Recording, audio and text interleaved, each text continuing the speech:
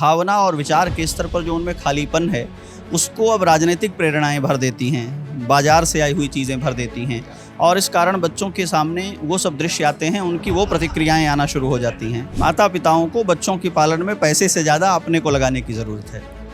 वे खुद को अगर इन्वॉल्व करें बच्चों के जीवन में तो ये परेशानियां कम हो जाएंगी। स्वामी नंदिनी शरण जी, सबसे पहले आपका पांचजन्य पर स्वागत है। धन्यवाद।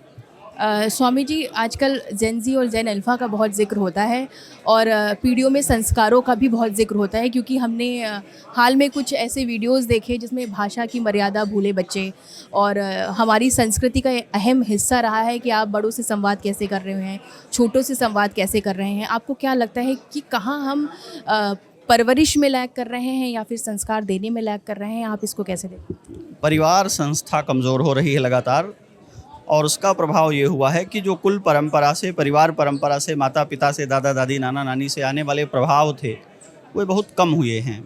बच्चों के जीवन में, नई पीढ़ी के जीवन में बहुत सारा स्पेस है। वो स्पेस जो दादा दादी का था, वो स्पेस जो नाना नानी का था, भावना और विचार के स्तर पर जो उनमें खालीपन है उसको अब राजनीतिक प्रेरणाएं भर देती हैं, बाजार से आई हुई चीज़ें भर देती हैं और इस कारण बच्चों के सामने वो सब दृश्य आते हैं, उनकी वो प्रतिक्रियाएं आना शुरू हो जाती हैं जो हमें देख कर के चिंता होती है। पर हमें असल में पीढ़ी के प्रति नहीं चिंतित होना चाहिए, इस पूरे मैकेनिज्म पर चिंतित होना चाहिए। कुछ मिसिंग है और वो मिसिंग हमारी है कि परिवार उस तरह काम नहीं कर पा रहे हैं बच्चों के निर्माण में जैसे उनको होना चाहिए।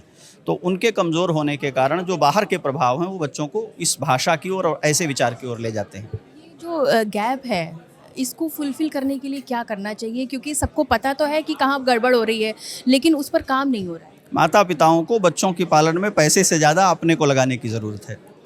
वे खुद को अगर इन्वॉल्व करें बच्चों के जीवन में तो ये परेशानियां कम हो जाएंगी।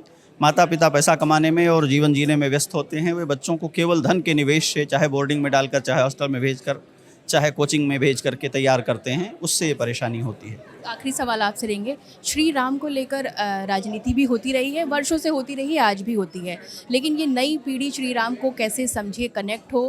क्योंकि कोई पढ़ता नहीं है, जो देखता है मोबाइल पे स्क्रॉल करता है वही समझ रहा है और आजकल माध्यम बहुत ज़्यादा बढ़ गए हैं, तो ज्ञान भी अलग अलग तरीके का हर जगह से मिल रहा है। थोड़ा समय दीजिए, रोटी का दबाव ज़्यादा हो गया है इसलिए राम को समझने में उसको देर लग रही है। हर पीढ़ी राम को समझकर ही पार जाती है, ये भी समझ जाएगी। हमें थोड़ा उनको समय देना चाहिए, उनके प्रति उदार होना चाहिए। बहुत धन्यवाद। राम राम। राम राम जी। तो आपने सुना राम जी को लेकर क्या कहना है स्वामी जी का, और जेन ज़ी और जेन अल्फ़ा से कैसे कनेक्ट बढ़ाना है, इस पर भी उनसे बातचीत हुई है। आप इसको कैसे देखते हैं कमेंट कर ज़रूर बताइएगा और देखते रहिए पांचजन्य। नमस्कार, धन्यवाद।